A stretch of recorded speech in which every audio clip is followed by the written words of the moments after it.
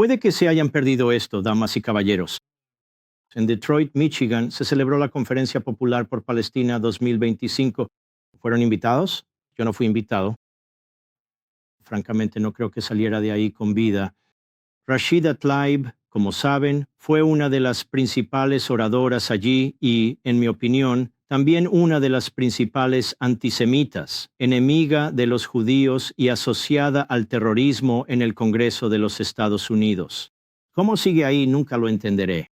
Pero ahí está, y volvió a demostrar ser exactamente lo que acabo de decir. Y quiero poner unos minutos porque quiero hablar de esto. Aquí está Rashida Tlaib en esta Conferencia Popular por Palestina 2025. Adelante. Pensaron que podían matarnos, violarnos, encarcelarnos, arrancarnos violentamente de nuestros olivares, matar de hambre a nuestros hijos y que desapareceríamos. Pues ¿saben qué? Ahora estamos en el Congreso y estamos en cada rincón de Estados Unidos, amigos. Simplemente no lo entienden. Simplemente no lo entienden. Nunca lo comprenderán de verdad. Ni siquiera después de 7 décadas, que no nos vamos a ir a ningún lado. Apenas estamos comenzando. Quiero decirles a todos ellos, a cada facilitador del genocidio, miren este salón, no nos vamos a ir a ningún lado. ¿Saben qué, damas y caballeros? Ella es un cáncer vil en el cuerpo político. Ella habla de hace 70 años. En realidad fue hace casi 80 años la fundación del Estado de Israel. Pero esas son las tierras indígenas del pueblo judío. Puede que la gente no lo entienda. Hay un lugar llamado Shiloh en Judea y Samaria, que en 1948 empezaron a llamar la Ribera Occidental, porque cuando los judíos fueron atacados, Jordania tomó Judea y Samaria y la reclamó para sí misma como su Ribera Occidental. En realidad sería más preciso llamarla la Ribera Oriental de Israel.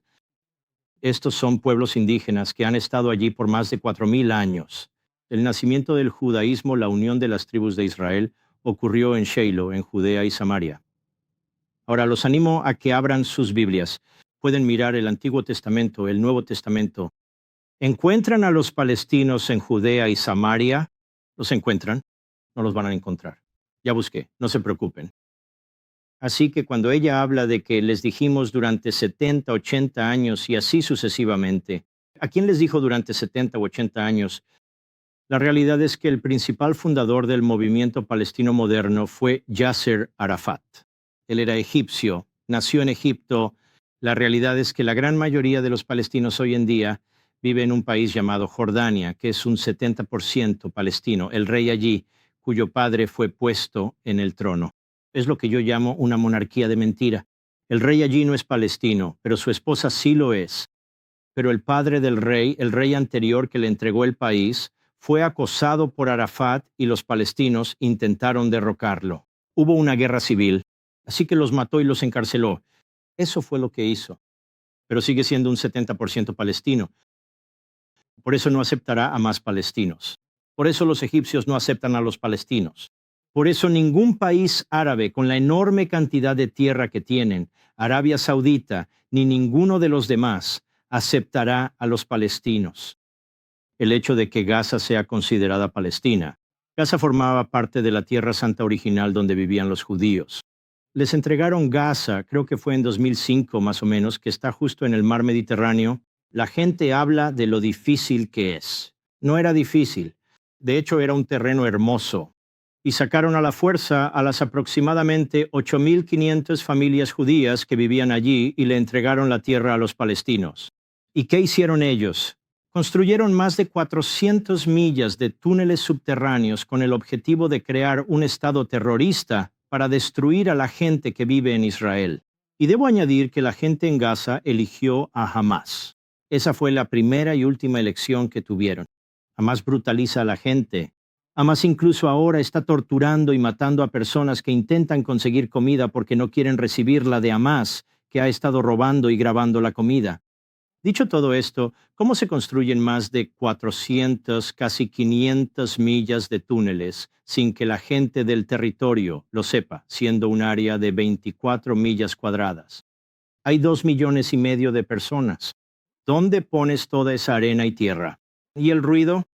Ahora usaron principalmente fuerza humana en lugar de maquinaria para tratar de evitar ser detectados por los israelíes y todos los demás sistemas satelitales. Entonces, ¿cómo haces eso sin el apoyo de la gente? Hay tantas cosas aquí que nunca se han discutido ni expuesto. Es muy frustrante para alguien como yo cuando tienes a una demagoga como esta mujer diciendo las cosas que dice. Y por cierto, no se trata solo de Israel y los judíos. Ella odia a los Estados Unidos de América. Ella odia a los estadounidenses. Estás a punto de escuchar. Adelante. Estamos creciendo y creciendo y creciendo. Estamos trayendo con nosotros a hermanos y hermanas de otros movimientos. Cada rincón de la ciudad que me vio crecer me ha mostrado cómo luchar por los derechos civiles y la justicia y contra la opresión. Te lo mostraré porque quiero que estés verdaderamente presente en esta ciudad que me dio fuerza, no solo a mí. No es solo para mí, es que como estadounidense, esta ciudad me enseñó. Me enseñó que las estructuras políticas en las que tengo que trabajar, que nos rodean, fueron construidas sobre la esclavitud, el genocidio, la violación y la opresión. Eso es suficiente. Ella sigue y sigue y sigue. Y la realidad es, ¿ves? Está atacando a los Estados Unidos de América. ¿Sabías que fuimos construidos sobre el racismo, la opresión, el genocidio y todo lo demás? Esto es la fusión del marxismo y el islamismo. Ahí está la prueba número 1. Hay miles, decenas de miles. Ahora los has visto en las calles, los has visto en mis colegios y universidades. Mándame otro ejemplo, esta fusión de marxismo e islamismo. Quieren derrocar a Occidente. Lo explico en mi nuevo libro con bastante detalle sobre el poder.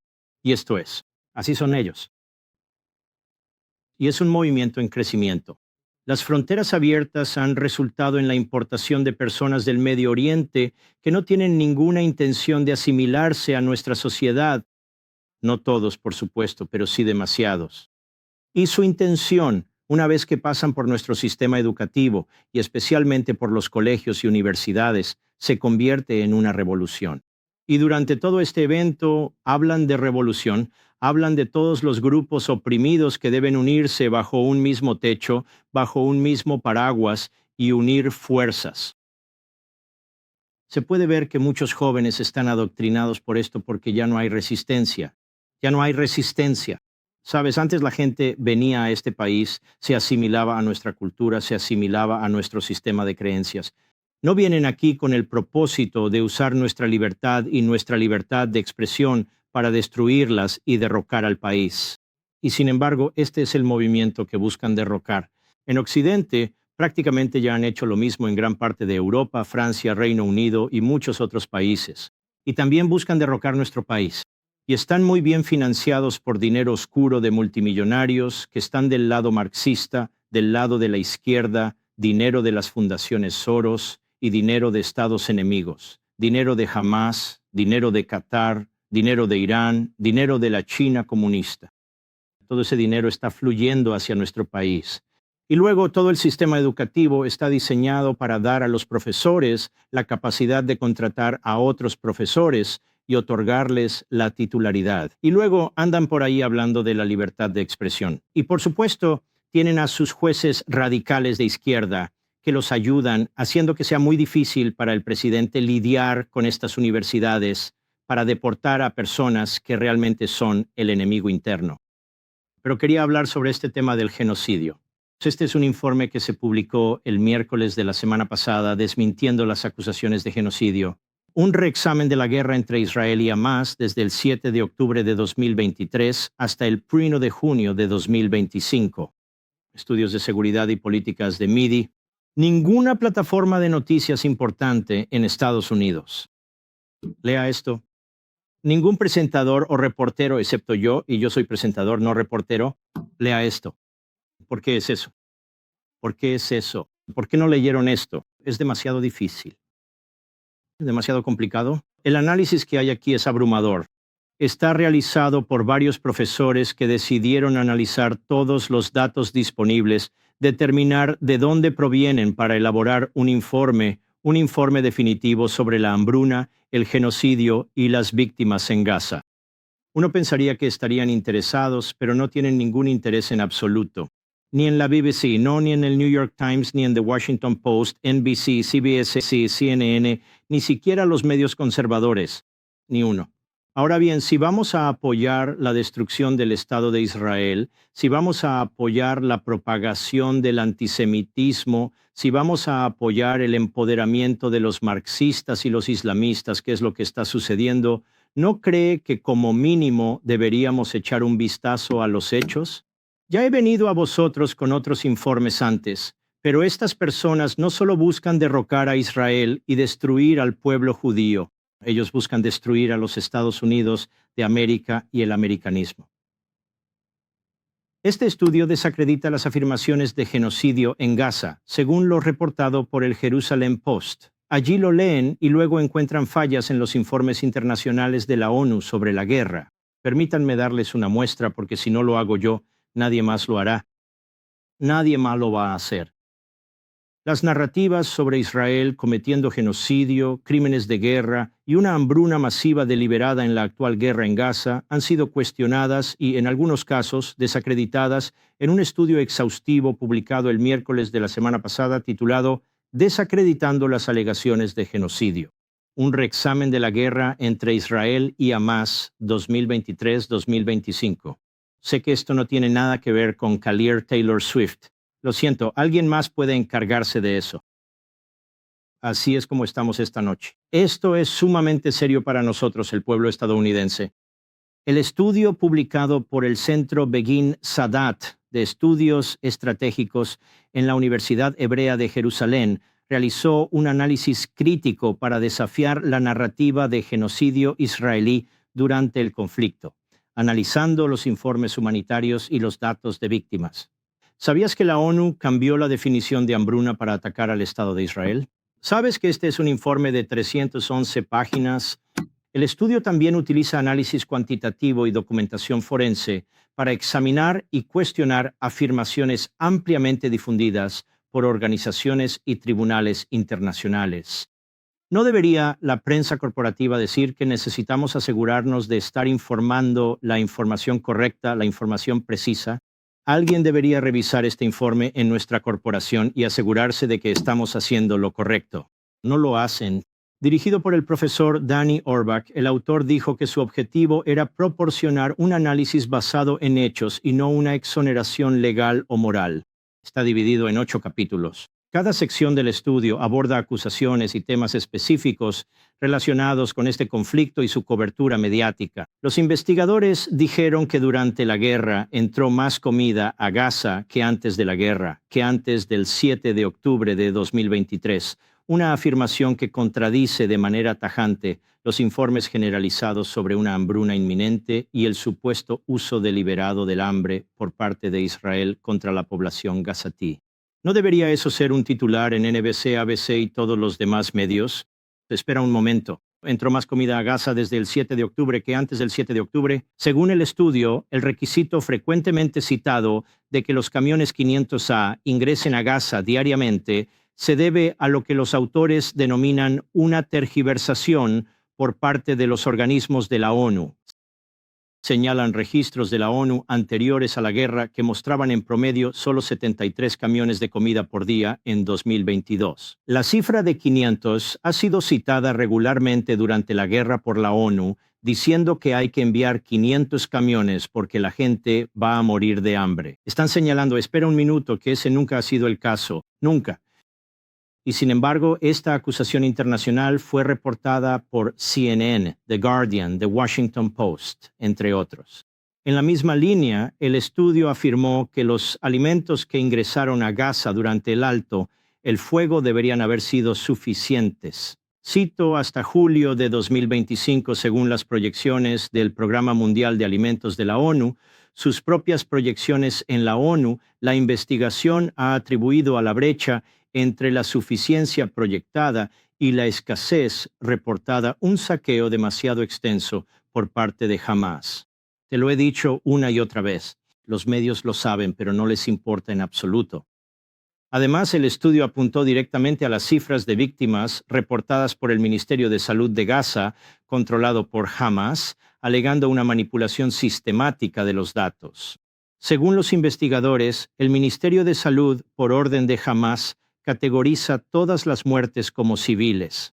Todos ellos, según encontraron los analistas, distorsionaron significativamente la cobertura internacional, ya que indicaban que las listas del ministerio incluían muertes naturales relacionadas con la edad, especialmente de mujeres, mientras que no se mencionaban hombres en edad de combatir. Argumentaron que este reporte selectivo infla artificialmente las cifras de víctimas civiles y oculta la proporción real de muertes entre combatientes y civiles. Por ejemplo, el análisis de los informes de Hamás realizado en el estudio reveló una distribución fluctuante y, a menudo, inverosímil del número de víctimas. Ha habido como 5 informes sobre esto que los medios simplemente ignoran. Además, los autores presentaron datos que sugieren que las zonas de evacuación establecidas por las FDI eran significativamente más seguras que otras áreas. Según su análisis parcial de datos, menos del 4% de las muertes ocurrieron en la sección humanitaria de Al-Mawasi y en los otros campamentos centrales establecidos por los israelíes, áreas marcadas como zonas seguras de evacuación. Atribuyeron el mayor número de víctimas en otros lugares al fracaso de la ONU en cooperar con el establecimiento de dichas zonas. Una parte sustancial del estudio se centró en lo que los autores describieron como fallos sistemáticos en la ONU y las ONG, estas organizaciones no gubernamentales que reciben una fortuna por sus informes. Identificaron patrones de citación circular, evaluaciones opacas y correcciones retroactivas no anunciadas que, según los investigadores, han distorsionado la comprensión internacional del conflicto y de estas víctimas. Un ejemplo que destacaron involucra a UNRWA, las discrepancias en el conteo de camiones de la ONU. Mientras que UNRWA informó inicialmente de una caída del 70% en la ayuda después de mayo de 2024, tras la operación en Rafah, la agencia corrigió retroactivamente estos informes más tarde. De manera crucial, los autores señalaron que esta corrección fue efectivamente no anunciada y, por lo tanto, la supuesta caída sigue siendo ampliamente citada por los medios de comunicación hoy en día. El estudio amplió su análisis más allá de Gaza, examinando patrones similares en la guerra de Irak, nuestra guerra con Irak durante el régimen de sanciones del Consejo de Seguridad de la ONU en la década de 1990. Según los autores, las afirmaciones de cientos de miles de muertes infantiles por sanciones basadas en datos del gobierno iraquí fueron fabricadas por autoridades iraquíes. Presentando el concepto teórico de sesgo humanitario, el informe usó este término para caracterizar lo que los autores percibieron como errores sistemáticos en la cobertura de conflictos. Definen esto como una tendencia de organizaciones de ayuda a aceptar afirmaciones alarmantes de las partes interesadas para movilizar acción urgente, según los investigadores. Este es un sesgo que crea un ciclo de retroalimentación en el que las correcciones fácticas suelen ser recibidas con hostilidad o simplemente ignoradas, lo que socava la precisión en los informes humanitarios. Correcciones fácticas a lo largo de más de 300 páginas, con citas por todas partes, fueron ignoradas por los medios en Occidente, en Estados Unidos, ignoradas. Agregaron que, incluso cuando los mitos son refutados de manera definitiva, las correcciones rara vez se incorporan a la comprensión pública o académica. El estudio también mencionó que el sesgo humanitario puede ser especialmente perjudicial cuando impide una evaluación realista de las causas fundamentales de los conflictos en crisis humanitarias, como las acciones de actores no estatales como Hamás. Los académicos reconocieron al IDF por implementar lo que llamaron medidas sin precedentes, como advertencias tempranas, ataques de precisión y abortar misiones para evitar daños a civiles. Acciones que, señalaron, resultaron costosas para el IDF, ya que causaron la muerte de sus soldados, pero redujeron las bajas de no combatientes. El estudio también comparó la proporción de bajas de no combatientes a combatientes del IDF con la de otros ejércitos occidentales que luchan contra insurgencias urbanas. Y con base en esto, se determinó que la proporción del IDF era relativamente baja. Reto a todas las corporaciones y organizaciones mediáticas de Estados Unidos a revisar esto y reportar lo que dice. Los reto. Si estás obteniendo valor de este video, solo le pido que le dé like, lo comparta y se suscriba al canal si aún no lo ha hecho.